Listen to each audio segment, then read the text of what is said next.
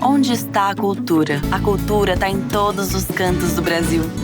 E com o Instituto Cultural Vale, vamos valorizar ainda mais nossas manifestações culturais.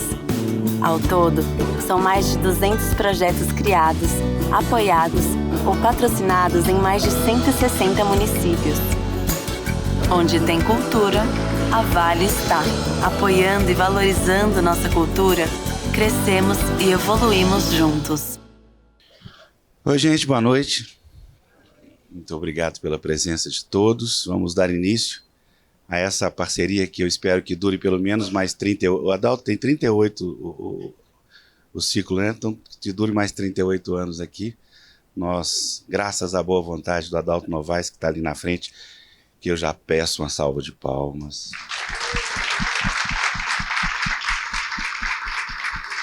Se depender das palmas que a gente deve para você por esse trabalho magnífico, nós vamos ficar a noite inteira batendo palma aqui. Então, que seja breve e longa essa palma. Muito obrigado pela presença de todos. A gente agora vai dar início ao ciclo que forma essa parceria. Na verdade, não tem parceria nenhuma, eu só obedeço o que o Adalto manda fazer. O projeto já está pronto, idealizado pela Arte e Pensamento, patrocinado pelo Sesc em São Paulo, e as palestras acontecem no dia anterior em São Paulo e no dia subsequente aqui. São 17 ou 18? Com 18, né? 18, de agora até outubro. A programação está disponível no site do Sempre um Papo, no site da Arte e Pensamento, e também os ingressos no Simpla. Tá?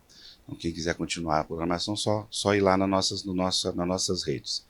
O Sempre um Papo é uma realização do Instituto Cultural Vale da CEMIG, via Lei Federal de Incentivo à Cultura, mas esse evento aqui, que é o primeiro que eu faço depois de muito tempo, tem 2 ou 3 cargas de significado importantes, que só o Márcio Fagundes, que está ali, que é mais velho que eu, lembra. Não, o Mauro Verquema também lembra.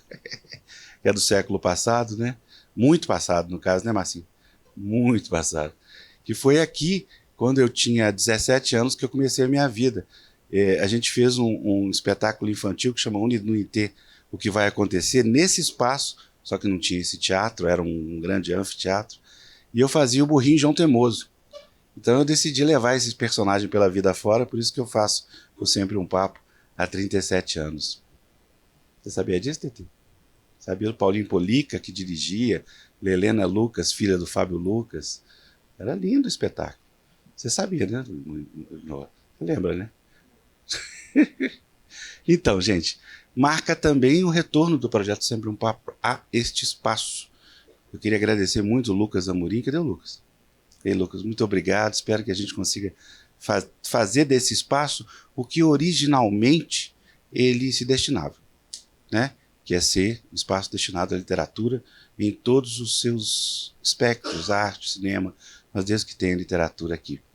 E por isso que eu decidi tirar da titulação desse evento Teatro da Biblioteca Pública e colocar o nome dele, que é teatro. Esse teatro se chama José Aparecido de Oliveira. E, de uma certa forma, todos nós que tocamos os projetos via Lei Rouanet devem ao Zé Aparecido esse mérito. Então, fico muito feliz e daqui para frente, o nome do projeto, o projeto vai acontecer no Teatro Zé Aparecido de Oliveira. A gente se sente muito honrado por isso, viu? Muito obrigado e vamos em frente. Tá? Enfim, eu queria agora convidar o Adalto, que vai fazer uma palestra de 3 horas, logo depois o Jorge Colli faz uma de 4, e quem sobreviver de madrugada, é possível que o Lucas esteja aberto ainda de madrugada. Até lá. Vem cá, Adalto.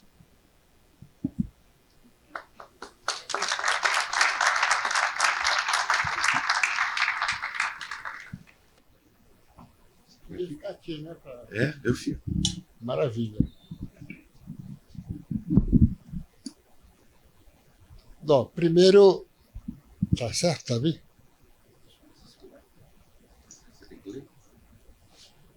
Agradecer incansável ao Afonso Borges, não é?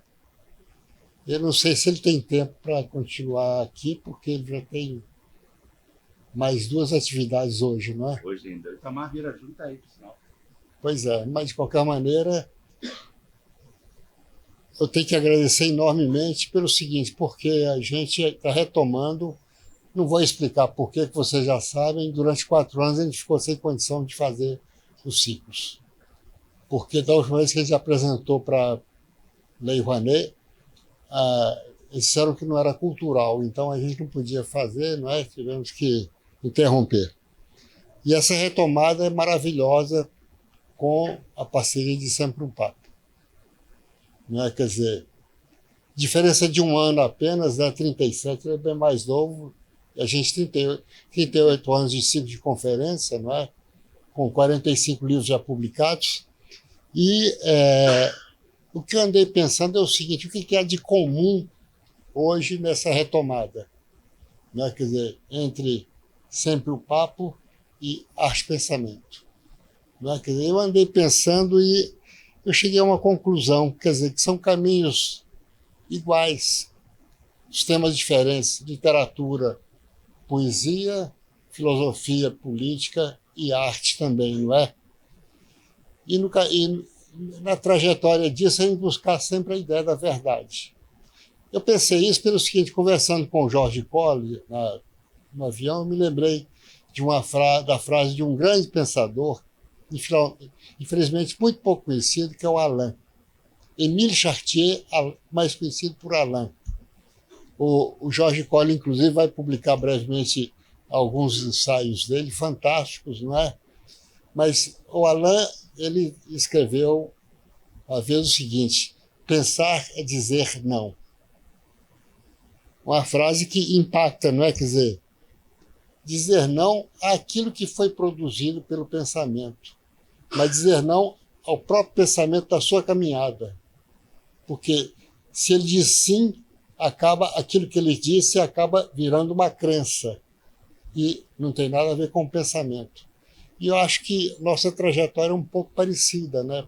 A gente está dizendo não permanentemente, não é? Quer dizer, e aí eu até gostaria de ler uma coisinha que eu me lembrei dele, não está exatamente como ele diz, mas ele diz o seguinte, podemos dizer que é sempre nas próprias obras que o espírito deve ler suas próprias verdades e seus primeiros erros. É assim que se pensa lançando pontes sobre abismos. Acho isso muito bonito, porque é isso mesmo, né? Que o pensamento é essa coisa não definida que você tem que buscar permanentemente a redefinição. Para encerrar essa breve introdução, eu queria ler só uma coisa que um grande poeta, o René Char, escreveu e que é síntese daquilo que eu queria dizer. O René Char diz o seguinte, a poesia é o amor realizado do desejo que permanece desejo. É isso o pensamento, né? Quer dizer, essa busca permanente da verdade. É isso que o Borges faz ao longo desses 37 anos, desses encontros de literatura, de poesia, não é? Isso que a gente está tentando fazer através da arte-pensamento desses anos. Então é tudo. E eu gostaria de aproveitar para apresentar o nosso conferencista. Deixa eu só interromper. Diga. Vou explorar. Antes de apresentar o Jorge, fala um pouquinho sobre o espírito do espírito.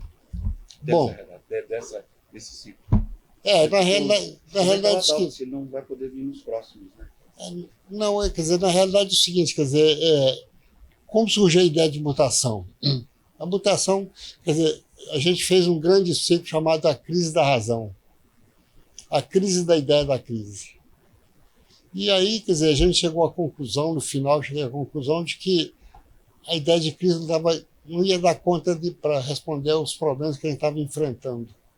A crise, ela se dá, né, por em crítica, né, a ideia de crise, se dá no interior de um mesmo processo. Um diálogo entre as partes do mesmo processo, que permite dar saltos de qualidade. A mutação é outra coisa. Mutação é outro estado de coisa. A gente está passando por uma grande transformação em todas as áreas da atividade humana. Na política, nas mentalidades, nos costumes, nos conceitos, não é? E essa mutação, segundo a nossa proposta, que a gente já vem fazendo há 15 anos, ela se dá a partir de 3 eixos centrais: a tecnociência, a biotecnologia e o digital. Mas por trás disso tudo está uma contradição que o Valéry aponta, que é a seguinte: a luta entre a ciência-saber e a ciência-poder. E hoje domina a ciência-poder. Os 2 pilares que garantiam a sociedade e o pensamento, que eram a ciência e o saber, eles começam a ser corroídos, né, pelo domínio da ciência-poder. E daí a gente está vivendo isso, quer dizer, cotidianamente. Não é? Quer dizer, e é um grande problema. O Heidegger escreveu alguns ensaios muito interessantes, e entre eles ele diz o seguinte: a ciência não pensa, a ciência sabe calcular, sabe projetar coisas, agora pensa a filosofia. Agora, você pediu para falar do espírito. O espírito é um grande tema, não é? Quer dizer, o que me levou a propor esse ciclo foi uma frase do Valéry. Ele diz a certa altura: temo que o espírito esteja se transformando numa coisa supérflua. Espírito, para ele, não tem nada de metafísico, ele diz isso literalmente. Espírito é potência de transformação, espírito é inteligência. É muito curioso que a gente está enfrentando a inteligência artificial hoje, se sobrepondo à inteligência humana daqui a alguns anos, segundo os cientistas, não é? Então, quer dizer, essa luta do espírito é permanente. Espírito é liberdade, não é? Quer dizer, e tem outro dado importante, que é o seguinte: tudo que a gente está vivendo hoje é trabalho do espírito. A ciência é trabalho do espírito, que se volta contra o espírito. Então, quer dizer, o ciclo ele vai tentar dar conta dessa contradição. Por isso que a gente estava falando que sem espírito a gente não tem mundo e não tem corpo, né? A gente falou disso nas entrevistas e tudo. Corpo, quer dizer, o sem corpo, espírito, mundo. Essa trilogia ela é indissociável. Então, quer dizer, é um problema que se põe. O Jorge, às vezes, ele diz, e talvez com razão, que eu sou um pouco pessimista, mas eu acho que a gente está no caminho como... Muito pessimista. Mas eu acho que está no caminho sem volta, não é? Quer dizer, o Valéry também, nesse ensaio que ele fala do espírito, ele começa dizendo o seguinte: nós, civilizações, sabemos agora que somos mortais.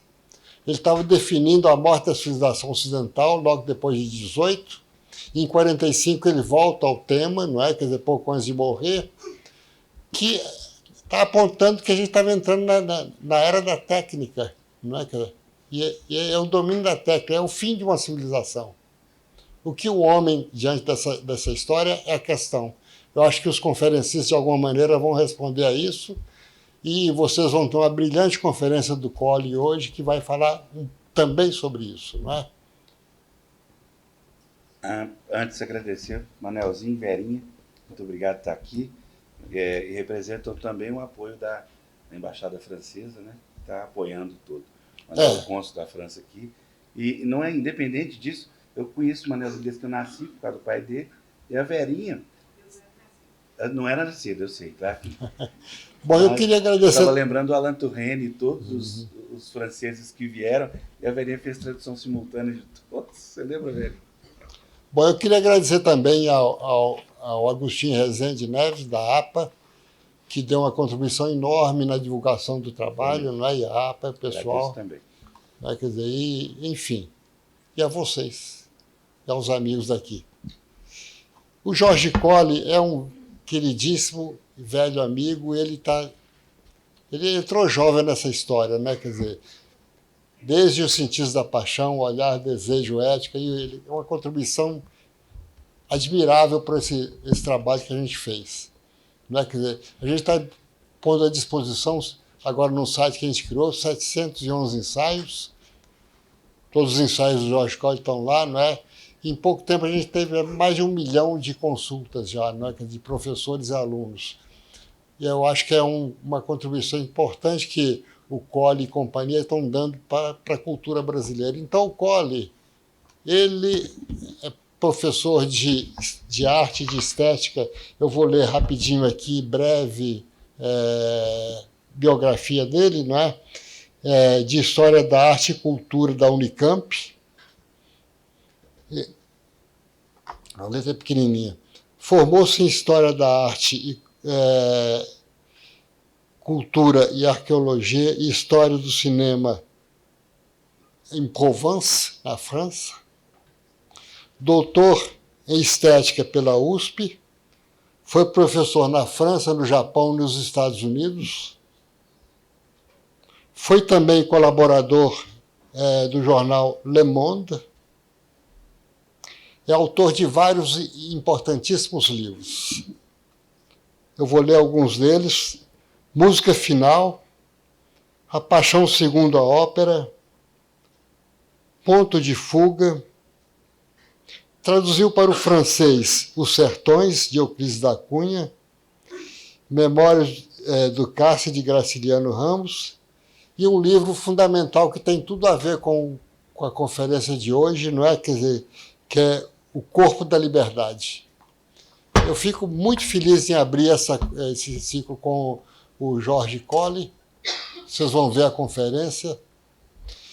E eu montei essa tríade do começo para a gente ter uma visão global. A próxima conferência do Eugênio Butti é sobre o espírito, e a terceira conferência do Elton Adverso é sobre o mundo. Corpo, espírito, mundo. Aí depois a gente vai aprofundar essas questões nas outras conferências, brilhantes conferencistas. Muito obrigado a vocês, muito obrigado mais uma vez ao queridíssimo amigo.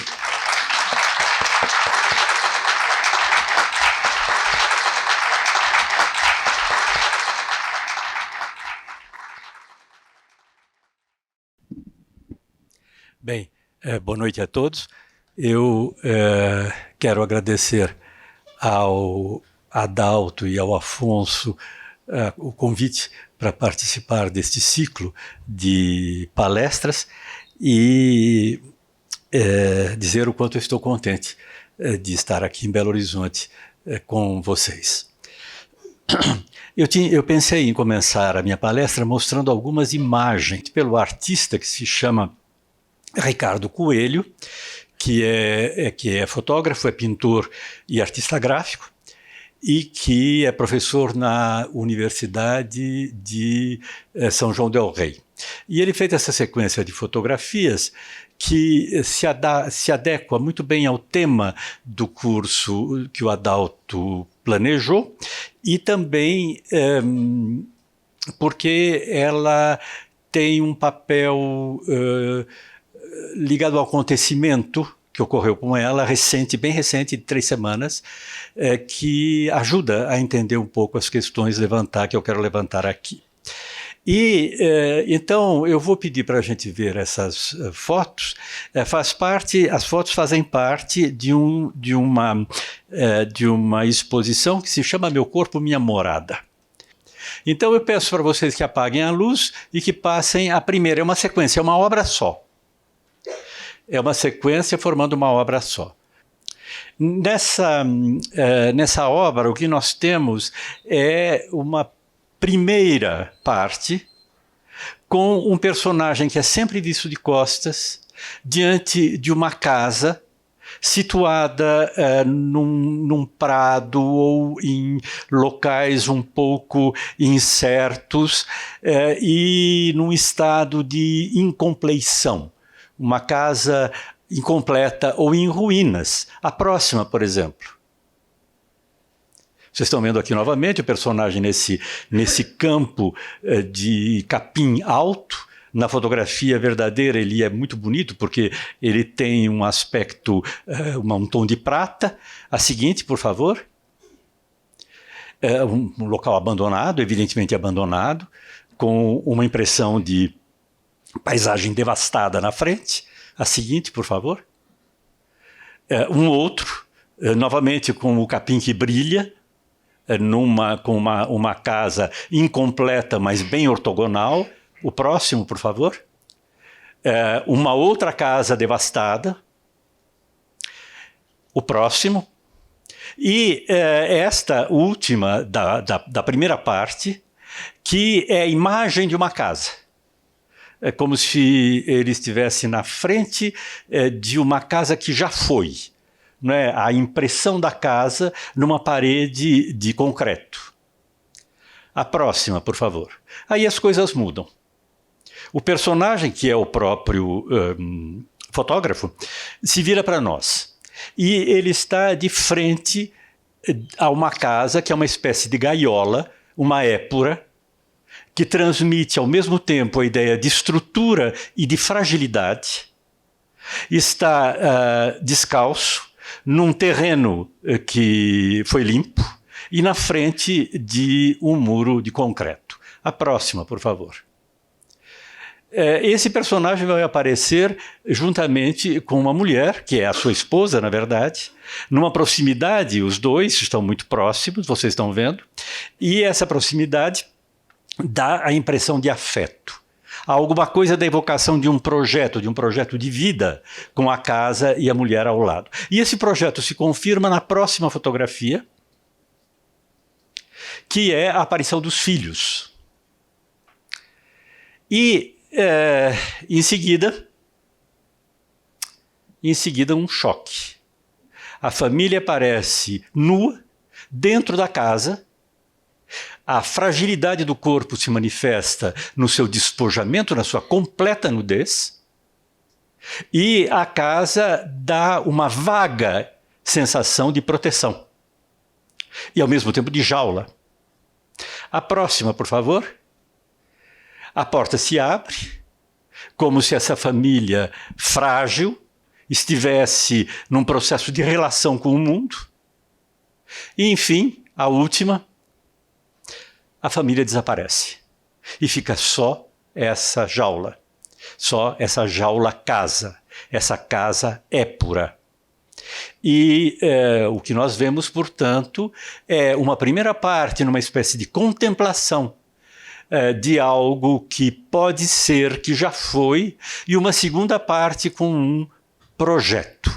E um projeto que é do efêmero e que, como se vê no final, mostra que as coisas se terminam. Se há um projeto de família, esse projeto de família necessariamente um dia se acaba.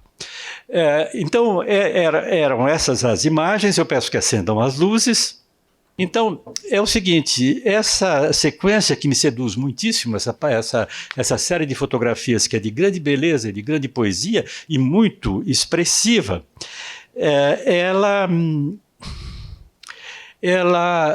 e que, evidentemente, por causa do tema, se liga fortemente às questões tratadas nesse curso, ela foi selecionada para inaugurar a galeria da Fundação Cultural de Uberaba há 3 semanas, galeria que pertence à prefeitura.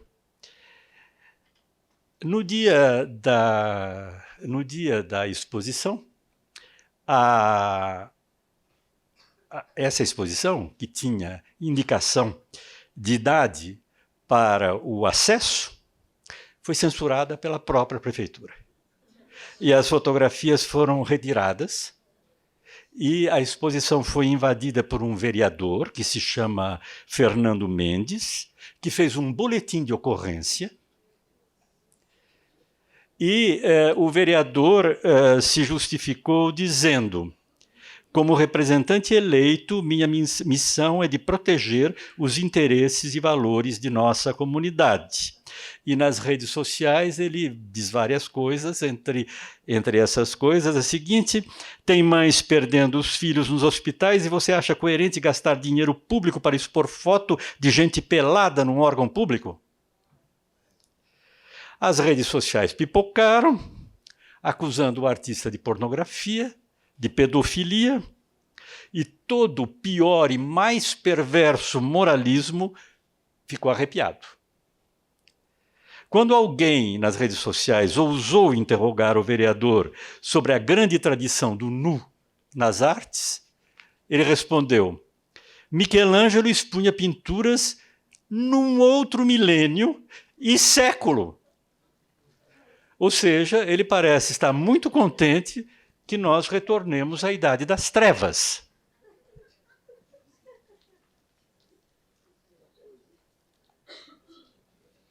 Nós constatamos, essa abertura é interessante porque mostra o quanto o corpo pode perturbar as pessoas.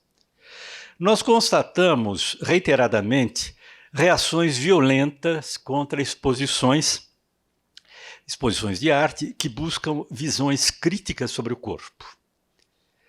Elas demonstram o quanto o corpo humano é marcado por tabus. Mais ainda, quando esse corpo humano é transformado em arte, quer dizer, num outro corpo, o corpo artístico, que se projeta como forte presença e que se pretende público, a arte tem presença forte e ela se quer pública, ele ataca a fachada dos comportamentos edificantes de todos os hipócritas mais profundamente fingidos e moralistas que existem. Porque nós sabemos todos, não é? A nudez pode, mas só pode no segredo da pornografia. E de preferência, já que nós temos acesso com grande facilidade, pela internet. Todo mundo sabe que a grande maioria dos sites consultados, de longe, que bate recordes, são sites pornográficos. Então, isso para servir de introdução. Agora vamos entrar nas questões que eu gostaria de tratar aqui com vocês. A nossa percepção do corpo alheio é limitada e é superficial. A imagem que nós temos do corpo de uma outra pessoa é apenas um instante, que é capturado num momento específico. Eu estou vendo o corpo de vocês aqui. A aparência física, os gestos, a postura, a vestimenta, é isso que eu vejo. A mídia, a publicidade e os padrões de beleza têm um papel significativo na formação da nossa percepção corporal. Uma angustiada percepção comparativa. Os ideais de beleza inatingíveis, que são expostos em todos os lugares, os ideais de mocidade perdida, quando nós ficamos velhos, desencadeiam na nossa sociedade a indústria das cirurgias plásticas, dos implantes, das terríveis harmonizações faciais que hoje estão tão na moda. Da mesma forma, a nossa própria imagem corporal é complexa e difícil, porque ela é uma construção interior. Ela não é essa captura do exterior. O nosso corpo é difícil de ser precisamente imaginado. A imagem que nós temos dele é uma imagem moldada por espelhos, por retratos, por percepções pessoais e por determinantes culturais. Ela está associada à preocupação com a nossa aparência. Tem nosso corpo, nós temos a angústia das máscaras e da dificuldade de ver o nosso próprio rosto. A condição ontológica do corpo é árdua. Nós estamos imersos num mundo repleto de outros corpos, sejam eles animados ou inanimados. E essa coexistência se faz por meio de uma estratégia de sobrevivência na interdependência desses corpos. Nós estamos no meio de outros corpos e nós temos uma estratégia de interdependência com esses outros corpos, mas nós não temos uma estratégia de interrogação. Ora, a arte nos obriga a prestar atenção em algo que está ali, em algo que não é rápido, em algo que não pode se mudar. A arte instaura um corpo, o corpo da arte, que nos convida a olhar para além das superfícies. A arte interroga, a arte abala padrões, a arte abala valores, e faz com que o corpo, de pura visualidade, se transforme em humanidade. A arte se distingue dos outros corpos que são também fabricados pelo homem. A arte é um corpo fabricado pelo homem, e ela se distingue dos outros corpos fabricados pelo homem. Esses outros corpos são corpos utilitários, são os frutos da tecnologia. Esses corpos nos trazem conforto e comodidade, mas exatamente por isso, num certo sentido, eles nos escravizam.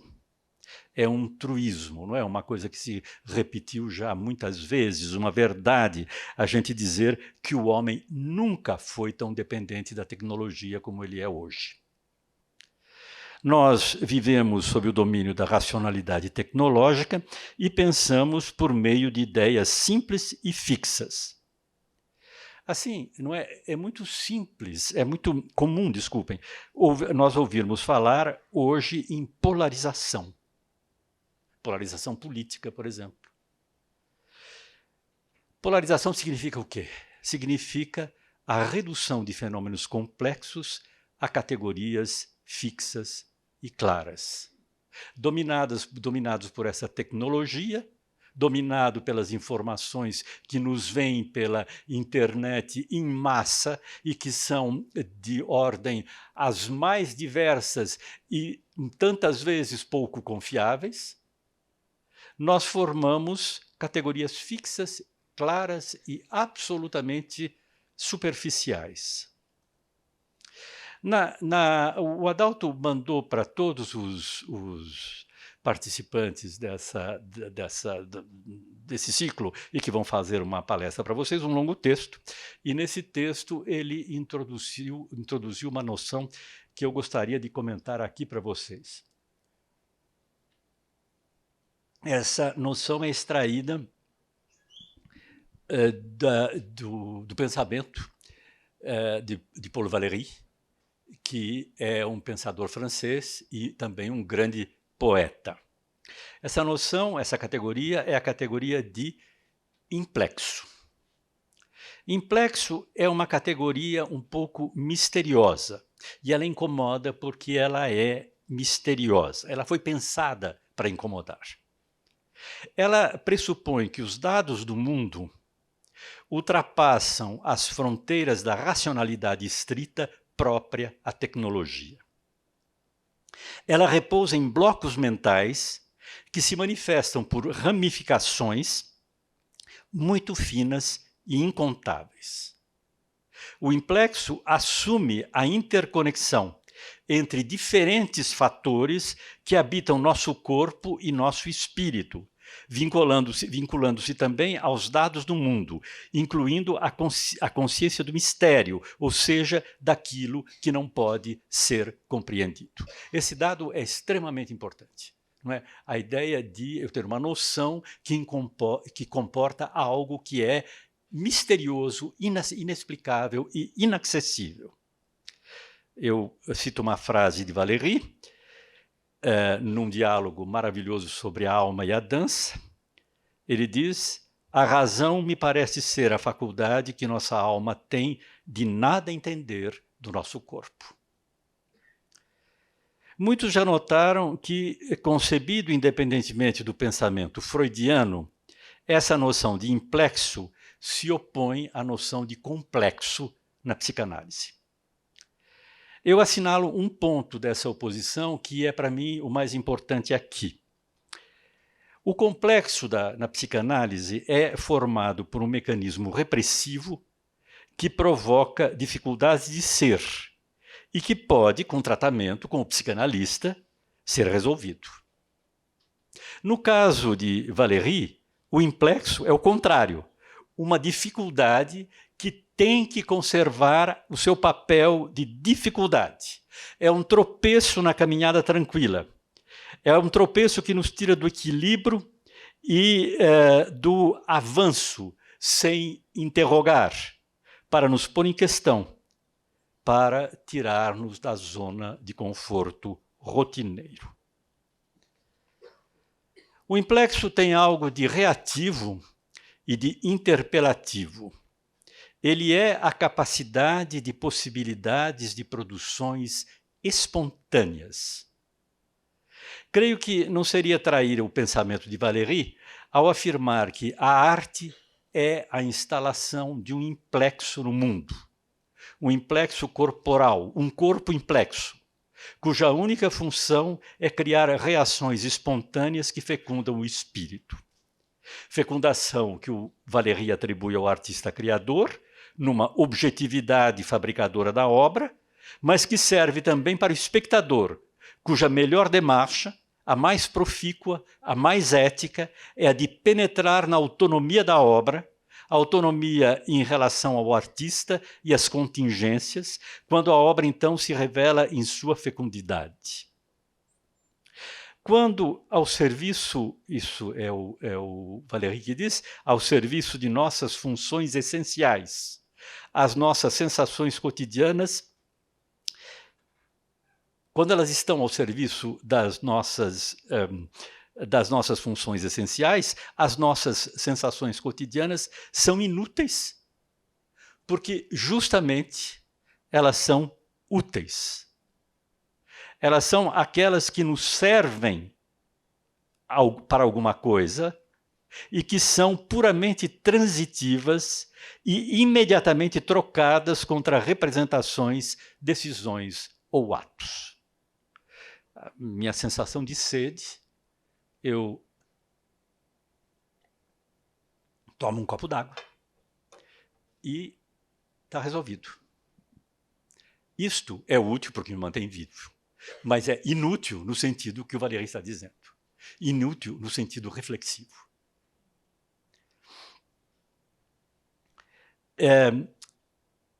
Eu acho que seria interessante, como paralelo, evocar aqui a distinção que se fazia na Antiguidade Clássica entre o ócio e o negócio. O negócio é aquilo que nega o ócio. O negócio é o período consagrado às tarefas correntes da vida. Essas tarefas que impedem a criação e o pensamento das atividades cotidianas. O ócio, ao contrário, é o momento no qual eu me entrego ao pensamento. E, ao me entregar ao pensamento, eu faço surgir a criação. Eu vou ler uma passagem agora que me parece muito proustiana, muito parecida com as coisas do Proust, e que o Valéry escreveu num texto publicado em 1935, intitulado Noção Geral da Arte. É uma passagem muito bonita. A visão, o tato, o olfato, a audição, o movimento nos levam, de vez em quando, a nos demorarmos na sensação, a agir para aumentar suas impressões em intensidade ou duração. Essa ação, que tem a sensibilidade como origem e como fim, embora a sensibilidade a guie também na escolha de seus meios, se diferencia claramente das ações do domínio prático. Estas, de fato, correspondem às necessidades ou impulsos que são extintos pela satisfação que recebem. Eu estava com sede, eu bebi água, acabou o problema. A sensação de fome cessa no homem saciado, e as imagens que ilustravam essa necessidade, no nosso espírito, desaparecem. É totalmente diferente no domínio exclusivo da sensibilidade que estamos tratando. A satisfação faz renascer o desejo. A resposta regenera a demanda. A posse gera um apetite crescente pela coisa possuída. Em outras palavras, a sensação exalta sua experiência e reproduz, sem que nenhum termo claro, limite certo ou ação resoluta possa abolir diretamente esse efeito de excitação recíproca. A arte tem esse papel de empurrar a consciência de si para a captura da sensibilidade, para desencadear o que Valéry chama de a sensibilidade do espanto. Criar o espanto. ela nos encaminha para o domínio do insaciável.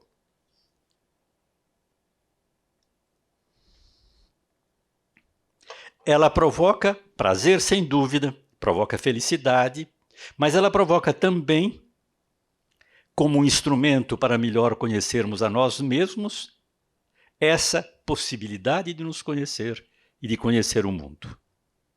É preciso entender aqui a sensibilidade como capacidade de produzir compreensões. Tudo que chega ao entendimento vem da sensibilidade e o entendimento reage a ela. Eu estou falando seguindo o pensamento do Valéry aqui. Assim, se a sensibilidade funda o processo de criação artística, ela funda também o da percepção, que nunca é passiva. A nossa percepção diante de uma obra de arte nunca é passiva, mas ela é criadora também, reagente ao corpo da arte que está no mundo. A sensibilidade, criadora ou contemplativa, não é apenas recepção, mas produção.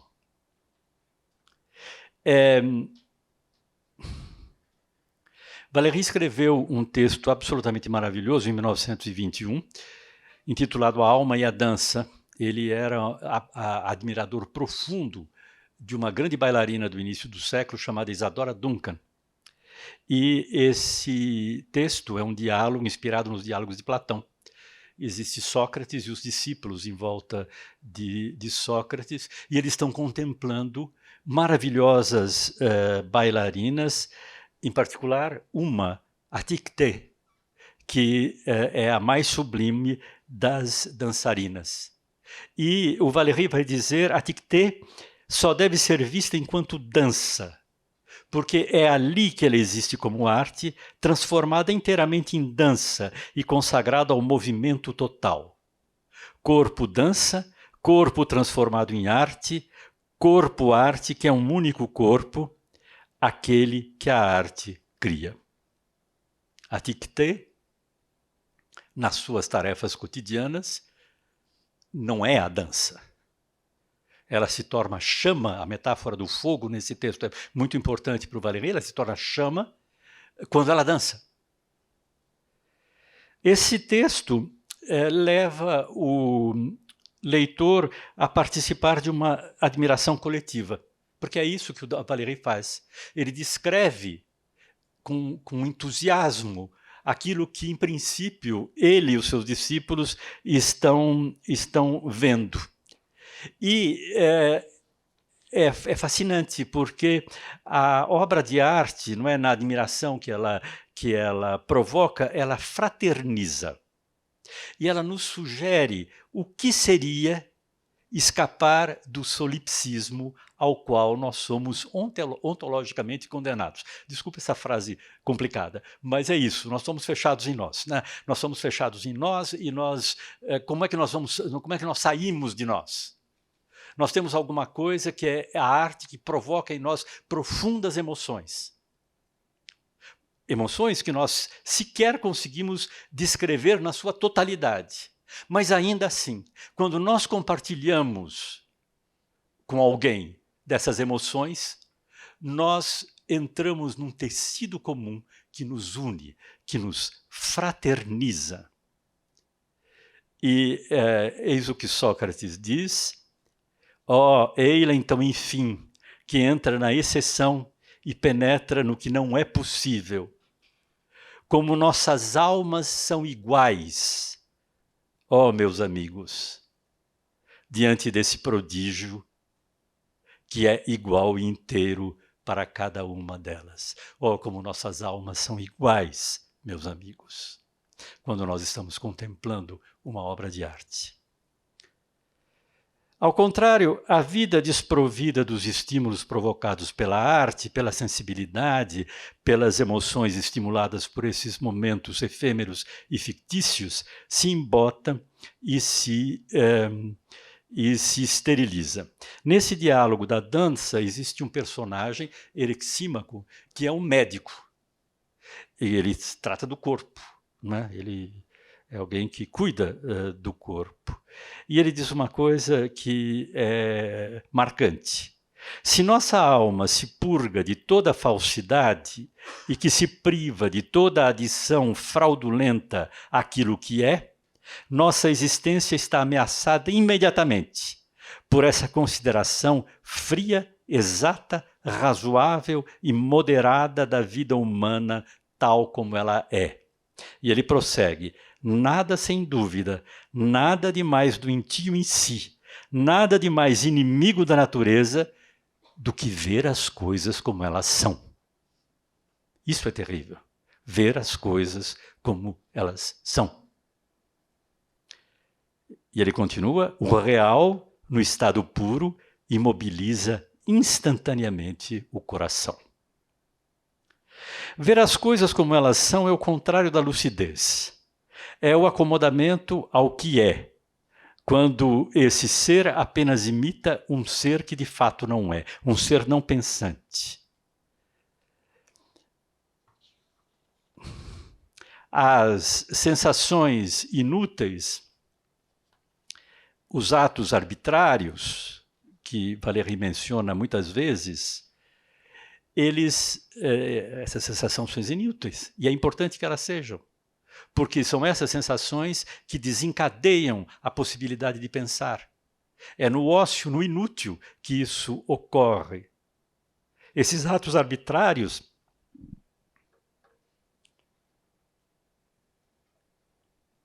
os atos do pensamento e da criação artística terminam, diz Valéry, a encontrar uma espécie de utilidade,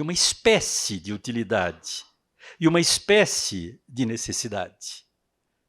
Que espécie de utilidade é essa que não é a utilidade corrente? É como se fosse um caminho que nos conduz, mas que não chega a nenhum lugar. É uma necessidade, porque uma vez a marcha iniciada, a jornada não se termina. A dança, a música, uma pintura, uma escultura, desencadeiam, graças à materialidade da qual são feitas, pensamentos sobre o mundo, sobre as coisas, sobre os homens. Esses pensamentos, incapazes de serem formulados pela obra por meio de conceitos e frases, provocam comentários, análises, discussões que se alteram infinitamente dependendo do analista, do universo cultural ao qual pertence ou da geração da qual faz parte. A obra de arte, enquanto corpo, enquanto pensamento material e objetivado, deixa de ser objeto para se tornar sujeito. Sujeito pensante.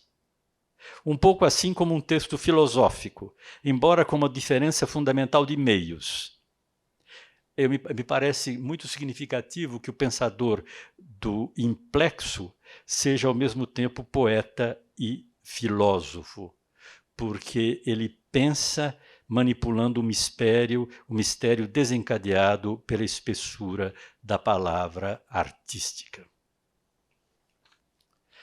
A diferença fundamental de meios entre a obra de arte e um tratado filosófico reside na forma como esses pensamentos são expressos.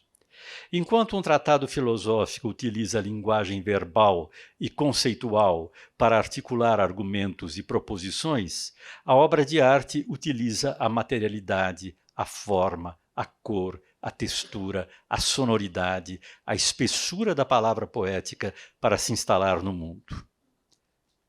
O artista, portanto, ao criar uma obra de arte, introduz no mundo um ser sensível, pensante e autônomo. A obra ganha vida própria, separada do seu criador, e adquire a capacidade de se relacionar com o espectador de forma direta e visceral. Ela transcende as limitações da linguagem verbal e alcança um domínio que é do puro sensorial e do puro emocional. Que a ciência e a técnica nos ofereçam conforto excelente, ótimo. Não é? É melhor ser operado hoje do que há 50 anos, uma cirurgia. Que elas imponham, entretanto, o seu horizonte como limite, significa, sem dúvida, uma degradação do espírito. O momento pelo qual passamos se concentra cada vez mais em conquistar conhecimentos objetivos e dominar o mundo material, incluindo aí o mundo natural. Essa confiança em si incorpora um processo destruidor. Como historiador da arte, eu acredito nos poderes da arte para nos destacar desse fluxo que nos arrasta para a esterilidade do espírito.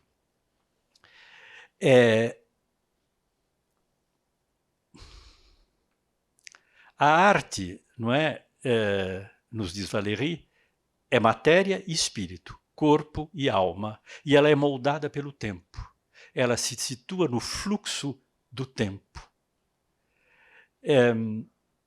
Houve recentemente uma coisa um pouco miraculosa em relação ao pensamento do Valéry, que é o seguinte: o grande pensador que foi Valéry deu aulas numa instituição francesa que se chama o Collège de France, e que é uma instituição na qual são convidados os maiores de todos os pensadores e cientistas para falarem.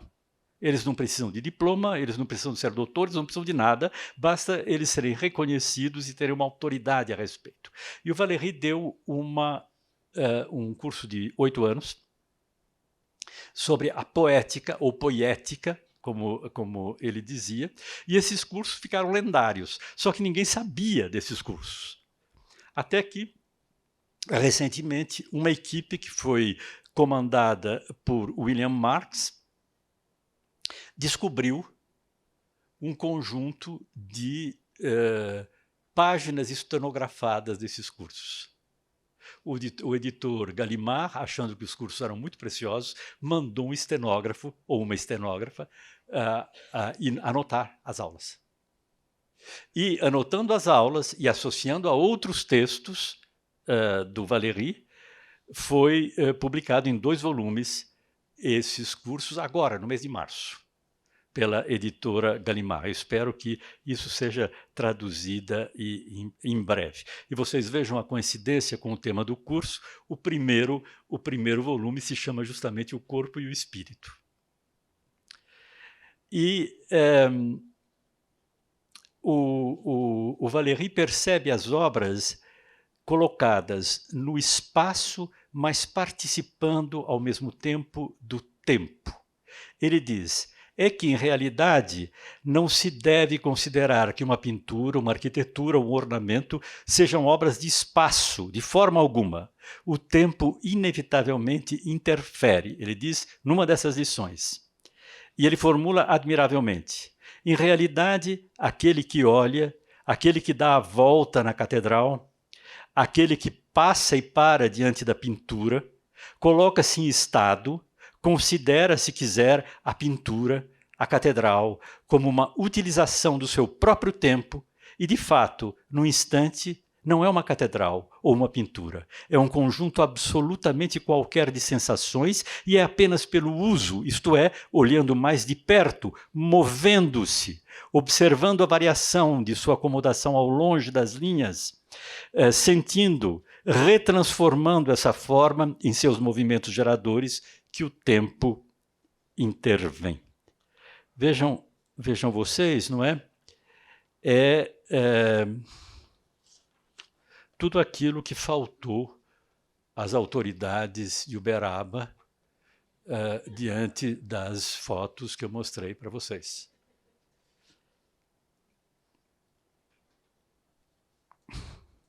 A natureza também cria formas.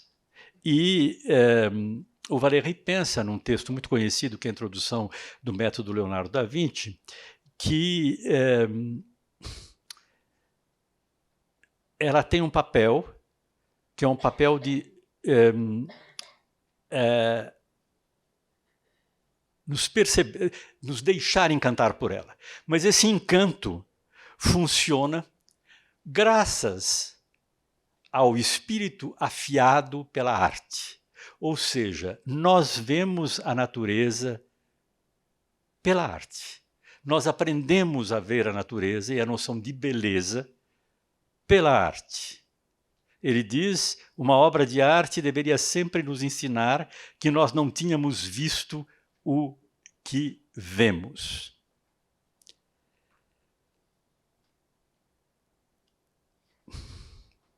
Estou falando muito, deixa eu cortar um pouquinho. O Valéry, não é, ele vai lançar uma noção que é a noção de infinito estético. Num desses cursos ele fala disso com muita clareza. O que é esse infinito estético? É o fato de que a obra nos solicita infinitamente. Se eu estou com sede e bebo água, terminou. Mas se eu ouço uma sinfonia, se eu leio um grande livro, um grande poema, se eu vejo um grande quadro, eu quero voltar à obra. E esse voltar à obra é um sentimento de insaciedade. Nós não conseguimos nos saciar. Esse é o infinito estético. E o Valéry diz muito bem. É por isso, aliás, que a nossa cultura tem a indústria da conservação. Por que nós temos museus? Para conservar as obras de arte e para que nós possamos voltar a elas quando nós quisermos. E as futuras gerações, também. O corpo pensante da arte no mundo provoca, portanto, uma contínua solicitação e irradia infinitamente o seu pensamento. Mas nós temos que prestar atenção nessa palavra pensamento. Ela é traiçoeira aqui, porque a atração exercida pela arte sobre a existência enquanto corpo é propriamente física. Nós olhamos, nós ouvimos. E ela pensa a arte. Ela pensa sensoriamente. Ela pensa fora da transparência conceitual que existe nos processos inerentes da existência.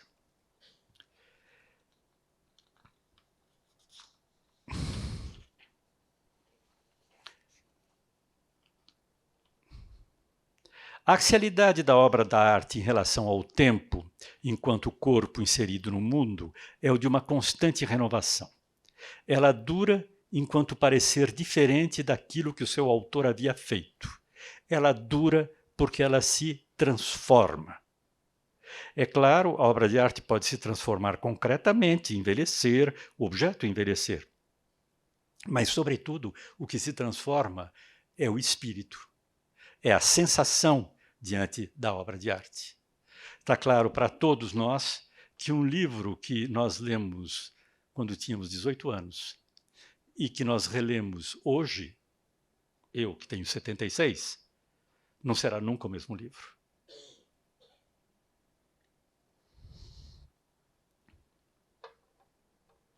Valéry nunca formulou uma teoria da arte por meio de um sistema estruturado.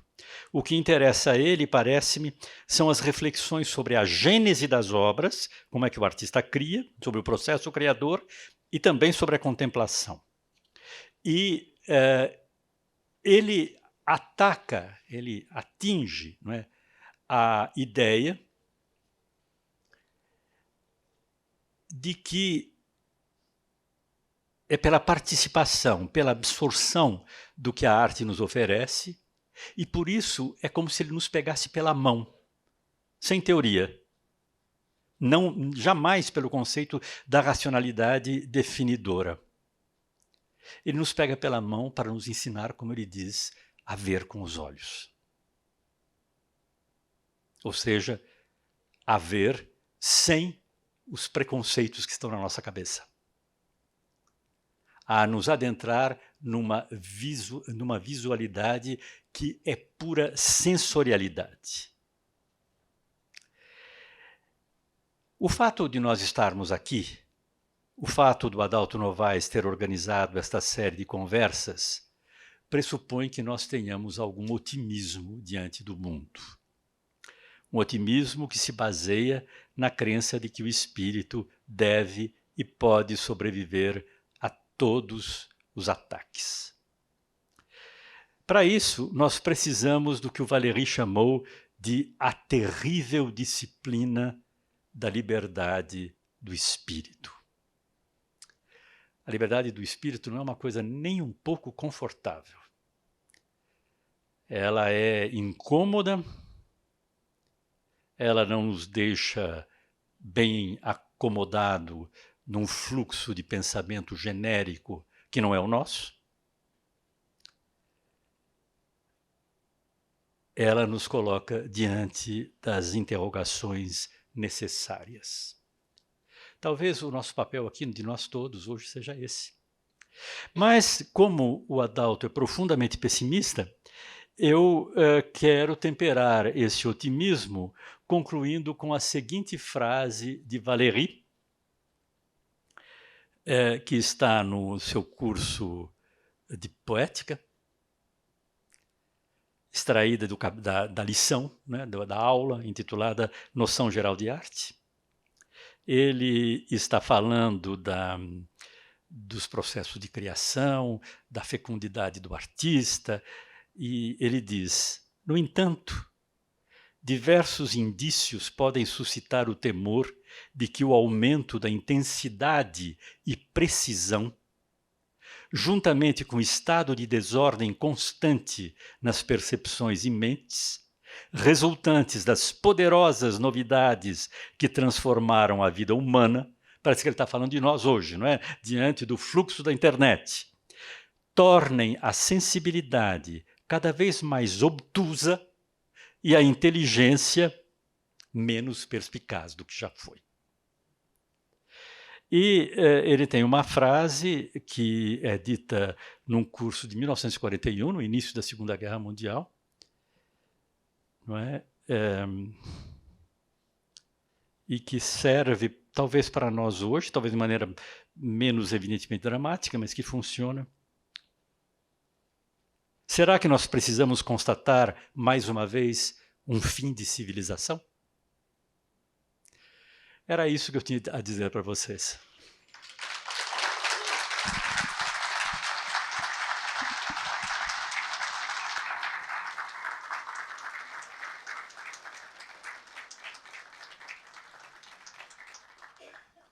Vocês querem fazer alguma pergunta, gente?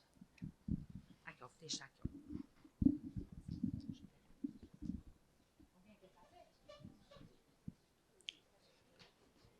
Bom, se tiver alguém, e se eu puder responder, é claro, né?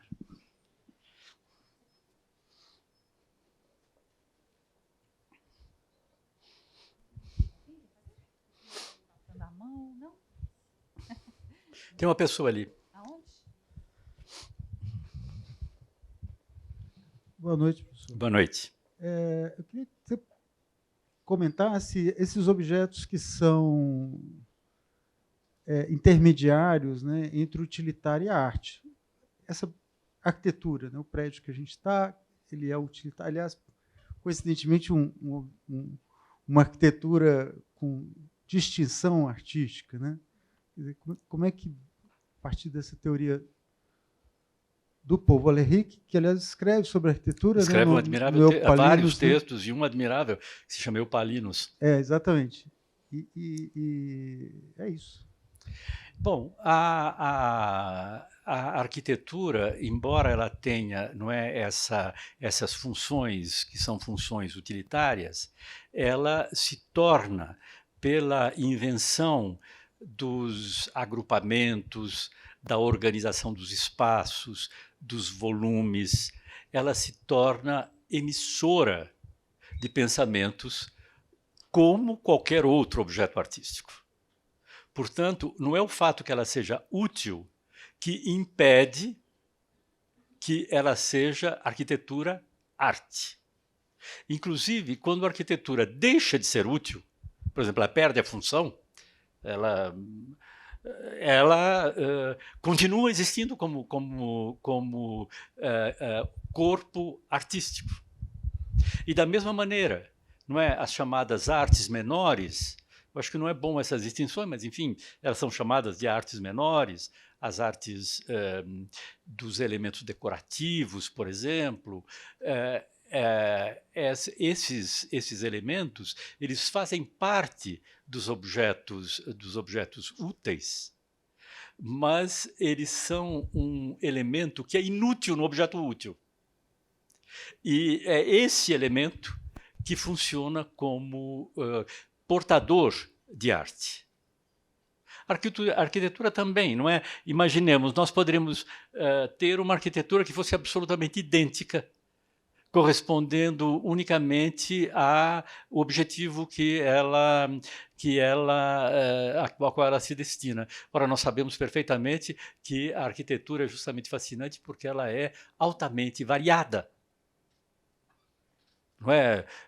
Duas igrejas não se parecem, dois hospitais não se parecem, duas casas não se parecem. E é nesse não parecer, nesse aspecto entre as duas coisas, que se reside essa presença da obra de arte, na qual o tempo... fazia muito tempo, hoje de manhã nós estávamos juntos, fazia muito tempo que eu não ia no aeroporto de Congonhas, de São Paulo, que é um aeroporto que foi construído no final dos anos 40, foi início dos anos 50. E entrando lá, eu tive um momento de deslumbramento.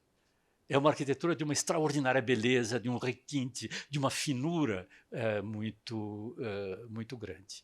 Então funciona assim. A utilidade não exclui a dimensão artística, de maneira nenhuma. Essa dimensão artística está presente, pode e deve estar presente. Não sei se respondi. Mais alguma coisa? Obrigada pela palestra. A gente tem que ficar atenta para não perder uma palavra. O senhor falou, eu achei muito interessante que o senhor falou de complexo e implexo. Sim. Achei muito interessante. E, ao final, o senhor falou que é otimista, mas deu um recado bem pessimista com relação, né, à internet, principalmente o que a gente vê agora, que só se fala na inteligência artificial. Sim, é o grande tema da moda, né, hoje. Será que... Primeira coisa, como transformar o mundo de hoje, que a gente está vivendo, totalmente complexo, a meu ver, e implexo? Será que a arte que vai nos salvar, mas como diante de tanta complexidade? Eu não sei se a arte vai nos salvar, como eu não sei também se a filosofia nos salva. Mas o que eu posso dizer é que elas têm um papel de sinalizar caminhos. E o que é importante, e eu como historiador da arte, e não como filósofo das artes, não é? Para mim é muito importante assinalar que as obras de arte elas não são apenas produtos, não é? Que eu consumo e pronto, como se fosse qualquer outra coisa. Que elas emitem pensamentos. É isso que, para mim, é o ponto mais importante. A obra de arte emite pensamentos. São pensamentos sensoriais. São pensamentos que eu, com a linguagem, tento cercar. Eu nunca chego inteiramente, mas eu tento cercar. Tento mostrar caminhos para outras pessoas, enquanto historiador da arte. E é esse ponto que me parece crucial. O problema, não é, que eu vejo na questão da produção artística é o fato de que muitas vezes ela é neutralizada por um processo de consumo que não permite o acesso aprofundado à obra. Não sei se eu estou claro. Né? E isso, para mim, é uma coisa de fato importante. Eu acho que a educação dos olhos, o ver com os olhos do Valéry, significa nos formar para que nós possamos entrar dentro das obras. Não é? Muitas vezes eu fico muito irritado em certos museus ou em certas exposições de arte, quando os curadores dessas exposições, etc., decidem que aquilo tem que virar uma espécie de cirquinho. sabe? Com música, com projeções, com um monte de texto nas paredes, com uma porção de coisa que perturba o meu acesso ao objeto que está ali. Ao contrário, eu acho que o papel de um expositor deveria ser o de dar as melhores condições possíveis para que nós possamos desenvolver um olhar que não é um olhar comum diante das obras. Não é? O Valéry tem um texto muito bonito no qual ele diz, olha, uma pessoa vê ali um volume, umas janelas, e diz, é uma casa. Pronto, disse, é uma casa, acabou. Eu já sei, é uma casa. Mas não é isso que a obra de arte pede. A obra de arte pede que você veja essa casa, que você reflita sobre essa casa, que você pense numa relação concreta com esse objeto que está sendo ali mostrado. É muito ruim, e existem, não é, alguns manuais que nesse sentido me parecem negativos, quando alguém, por exemplo, o impressionismo é isto, aí você tem uma definição do impressionismo. Aí você decora essa definição. Aí cada vez que você chega diante de um quadro, você está com a definição na cabeça e diz, é impressionista ou não é impressionista? É impressionista. Se é impressionista, então já sei e vou para outra coisa. E o quadro fica de lado. Esses grandes nomes genéricos, não é impressionismo, romantismo, etc., seja o que for, esses grandes nomes genéricos são muito úteis para todos nós e para os historiadores da arte, muito úteis, porque eles regrupam um certo número de obras que, de fato, têm afinidades entre si, mas eles têm esse perigo que é o de embotar o olhar. E é isso que o Valéry reclama, que eu afie o olhar. Então, me parece que esse é o ponto. Agora, se a arte vai salvar o mundo, eu não sei. Mas, em todo caso, nós tivemos uma experiência recente que mostra que o papel da arte foi ali extremamente importante, que foi o momento em que nós ficamos confinados por causa do Covid. Nunca se procurou tanto filmes, livros, ver coisas, reproduções de obras de arte, etc. Ninguém aguentava ficar em casa sem a contribuição daquilo que essas obras podiam dar. Isso me parece muito significativo, não é? Nós não conseguimos viver apenas desse elemento cotidiano, nós precisamos, não é, como é que era aquela música? Nós não queremos... Como é que é? A gente não quer só comer, né? É exatamente isso. Então, existe esse papel, e é um papel fecundador, porque quando eu vejo uma obra de arte, eu saio transformado. Eu aprendi coisas, eu me modifiquei. Não sei se eu respondi direito, mas tentei. Mais alguma coisa?